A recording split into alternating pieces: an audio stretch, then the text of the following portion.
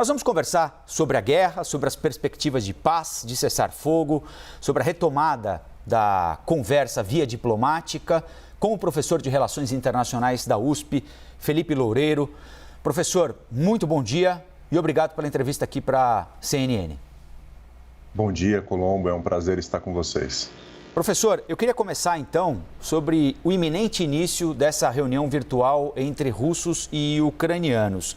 Por aqui, né, e é claro que a gente recebe mensagens filtradas, mensagens que vêm de partes interessadas na guerra, envolvidas na guerra, né?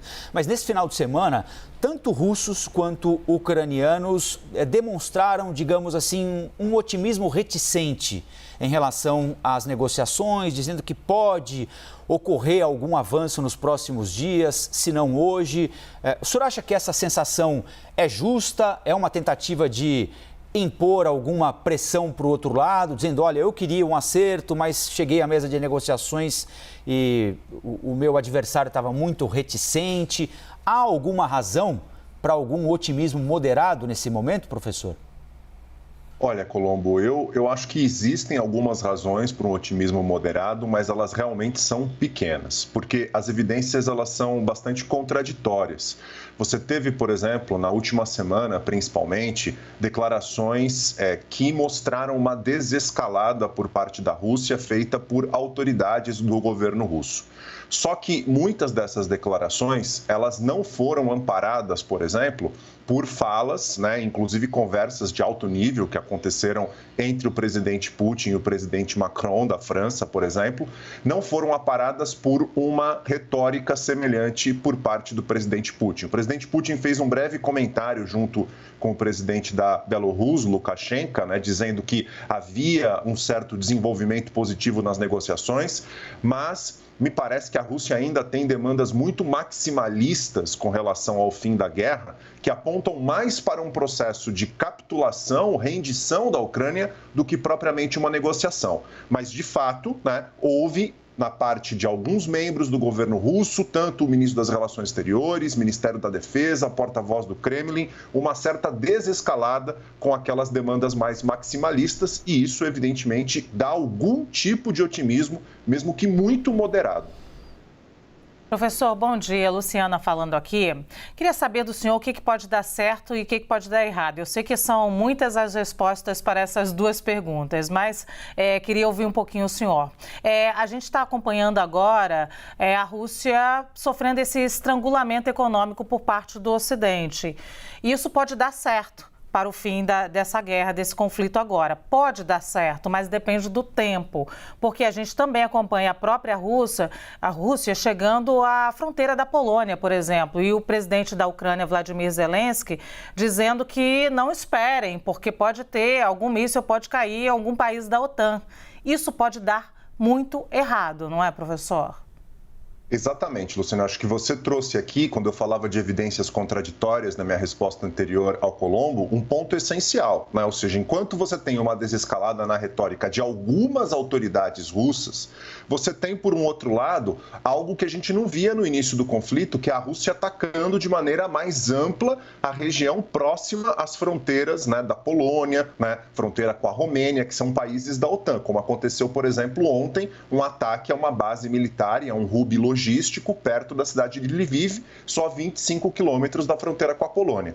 Quando você me pergunta o que esperar das negociações que devem acontecer em breve entre ucranianos e russos, o que eu mais espero, e que é algo que ainda não aconteceu de maneira organizada nesse conflito, infelizmente, é que corredores humanitários sejam de fato realizados nas principais cidades que estão cercadas pelos russos. A situação é muito grave, especialmente em Mariupol, como a gente sabe, que é uma cidade ucraniana que fica no sudeste do país, com quase 500 mil de habitantes, que está há mais de uma semana, 2 semanas praticamente, sem água, sem energia, sem alimentos e remédios entrando, uma situação dramática. Então, isso é o mínimo que a gente tem que esperar. Corredores humanitários finalmente sejam organizados de maneira sistemática. A partir disso, eu acho que ainda é difícil a gente falar em questões concretas. A Rússia está demandando o reconhecimento da Crimeia por parte da Ucrânia, está demandando o reconhecimento das 2 repúblicas separatistas e a questão, né, da Ucrânia não fazer parte da OTAN OTAN, junto com uma questão de desmilitarização da Ucrânia, que é um termo complicado e que precisaria ser muito negociado e, a meu ver, muito difícil de um governo soberano acabar aceitando. Mas acho que, no mínimo, Luciana, corredores humanitários têm que sair dessa negociação. Professor, bom dia também. Stephanie falando com o senhor aqui agora. Eu queria entender, primeiro, qual é o papel dos países do Ocidente ou se depende realmente de uma negociação ali bilateral entre ucranianos e russos, ou se os países ocidentais podem ajudar a dar as cartas, já que um novo arranjo global também depende do fim dessa guerra, né? Um novo desenho das economias mundiais pode sair do fim desse conflito. Agora, qual é o papel de França, agora o Catar também tentando se posicionar, o próprio Vaticano, que semanalmente tem dado demonstrações de interesse em ajudar a chegar a um acordo pacífico para esse conflito, se é que ainda dá para falar em pacífico, né? Diante já do número de mortos. O que a gente pode esperar para o mundo e principalmente dos países do Ocidente agora nessa mediação?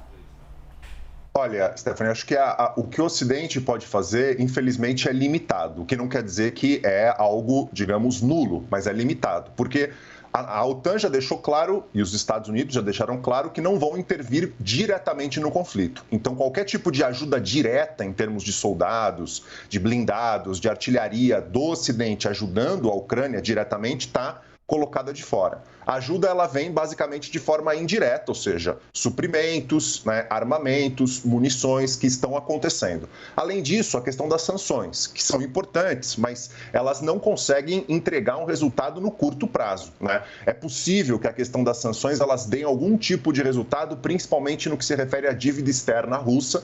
A Rússia teve grande parte das suas reservas internacionais bloqueadas. Isso pode levar a um calote da dívida externa russa com sérias consequências ainda mais sérias, na realidade, à economia russa. Mas eu acho que o efeito disso ainda é mais no médio prazo do que propriamente no curtíssimo prazo, que é o que a gente precisa. Agora, existe um outro lado importante, que é o lado diplomático.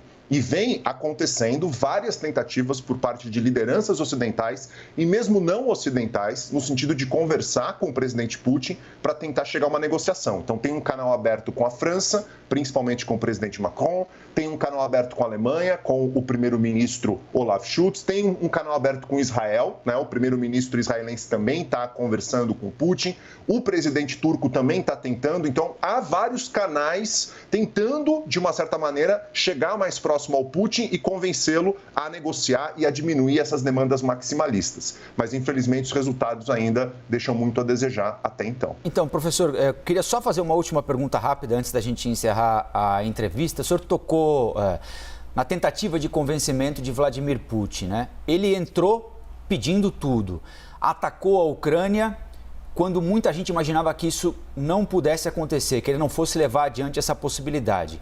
A opinião pública, de certa forma, não é unânime, mas majoritariamente se posiciona contra a Rússia. A diplomacia internacional também. As sanções econômicas podem causar prejuízos internos para ele, do ponto de vista da administração da sociedade russa, por mais que ele contenha de forma violenta, muitas vezes, qualquer tentativa de protesto. Como é que Vladimir Putin sai dessa sem parecer um perdedor?